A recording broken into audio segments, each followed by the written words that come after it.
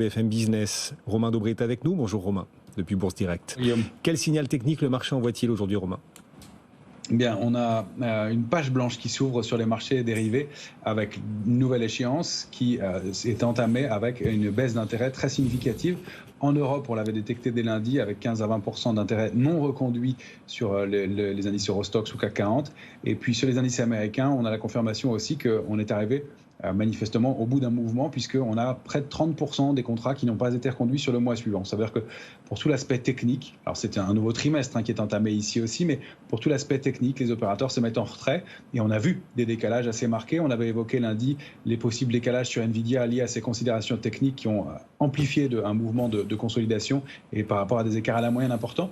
On a l'impression que tous les marchés veulent se mettre un peu en retrait à l'entame d'une période qui laisse beaucoup de questions. On a pour le calendrier les choses les plus proches, l'indice PCE Core à la consommation des ménages vendredi. Ensuite, on va avoir évidemment les résultats des élections législatives en France, de façon plus localisée, mais avec un impact en Europe, bien entendu. Et puis, d'ici 15 jours, 3 semaines, le début de la saison des publications trimestrielles des entreprises. Et on voit que les opérateurs, en amont de ces rendez-vous-là, restent très en retrait, ce qui veut dire que les carnets d'ordre sont creux. Et on l'a déjà remarqué, on a déjà pu l'apprécier, si je puis dire, sur le marché, puisque on a vu des décalages hyper violents sur des valeurs comme Eurofins ou Airbus hier encore. Et puis, il y a Alphen aujourd'hui dans un autre registre et une autre taille de capitalisation. Donc, on voit qu'il y a peu d'initiatives, que les opérateurs sont très en retrait et on évolue au sein de range. Même sur les marchés américains hier qui ont rebondi un peu, on n'a pas vu de construction d'intérêt sur les futurs. C'est-à-dire qu'on rebondit, mais de façon molle et l'intérêt technique n'accompagne pas ces mouvements-là. Donc, on a un peu de volatilité, à mon sens, à prévoir, des marchés creux dans les jours qui viennent. Donc, prudence dans ces marchés-là, avec pas des alertes majeures encore, à mon sens, puisqu'on l'a évoqué déjà aussi. En tout cas, en Europe, les niveaux de couverture sont remontés très significativement dans les portefeuilles. La volatilité reste à 17 sur l'Eurostoxx. Ah oui. Elle est à plus de 21, 22 sur le CAC 40, toujours, même alors que les marchés semblent se stabiliser. Elle ne redescend pas cette volatilité. Cette volatilité, on rappelle qu'elle est extraite du prix des options, c'est-à-dire que c'est le prix auquel on se couvre. Eh bien, ce prix de couverture, il est toujours important. Donc, on a toujours ce sentiment de très grande méfiance, mais d'opérateurs aussi très en retrait. Donc, pour l'instant, et ça semble assez légitime, on ne peut pas vraiment prendre d'initiative. Votre message, c'est méfiez-vous de l'eau qui dort. On sent que l'eau dort un peu là sur les marchés. Méfiez-vous de l'eau qui dort parce que pour l'instant, la volatilité effectivement reste au même niveau que quand on a été en plein stress. Là, au lendemain de la dissolution, on est à 21 en ce moment. En effet, sur la volatilité française. Quels sont, alors en cas de stress ou pas d'ailleurs, quels sont les prochains seuils, les prochains paliers techniques à surveiller sur le CAC, Romain ?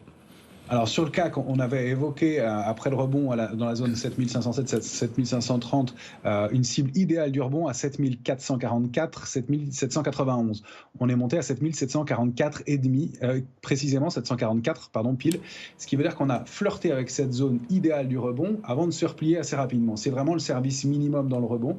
Et donc, à mon sens, jusqu'à ce qu'on ait des éléments complémentaires ou des sondages pour faire bouger l'indice, on est bloqué entre 7507 en bas sur le futur CAC 40 juillet et 7741, 791 en haut.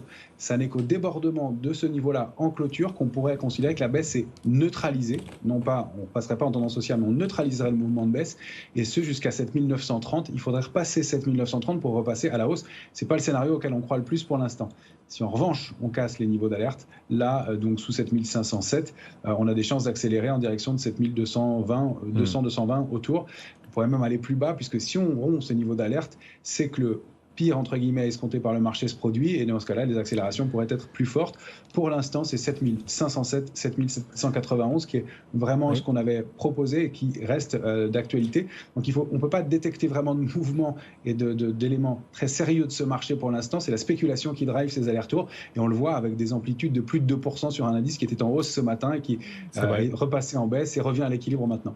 On est très concentré sur la France. Il y a une autre façon de mesurer le stress des investisseurs internationaux sur la France, c'est le spread entre la France et l'Allemagne, entre les 10 ans français et allemands. Là-dessus, on est stable, on est toujours à 72 points d'écart aujourd'hui de taux entre les 10 ans français et allemands à 4 jours des législatives. Bon, on a besoin de prendre un peu d'air aussi quand même, Romain, et que vous nous apportiez des idées d'investissement, voilà, des actifs à vos yeux qui, d'un point de vue technique, offrent plus de potentiel. Est-ce qu'on peut en mettre un en avant cet après-midi ? Oui, alors d'une façon générale, vous savez qu'on a une exposition importante aux matières premières qui nous a servi d'arbitrage et de protection dans ce contexte de marché un peu nerveux, surtout en France. Pour l'instant, le palladium, effectivement, est à surveiller pour l'instant. Ce ne sont pas des signaux qui sont encore affirmés, mais on voit que ça frémit sur des niveaux de support. Il faut rappeler que le palladium cotait 3060 en 2020 et qu'actuellement, il cote 919. Donc, divisé par 3 le cours de cet actif au cours de la période. Et là, depuis le mois de février dernier, il s'est arrêté au-delà d'un support très très important à 876. Il avait rebondi jusqu'à 1120 et revient tester ce niveau de support pour l'instant. Il faudrait passer 1004 pour réactiver la dynamique haussière et dans ce cas-là, aller chercher des cibles intéressantes qui seraient situées dans un premier temps à 1250, 1247 et puis pourquoi pas 1394. Donc encore une fois, dans cette optique de transition énergétique et puis d'inflation, même si elle ralentit, d'aller chercher des actifs et des matières premières qui peuvent donner des signaux. Pour l'instant, encore une fois, le signal est assez mitigé. Romain Daubry avec nous depuis Bourse Direct. On vous retrouvera à la clôture des marchés tout à l'heure. Romain, ce sera à 17h30.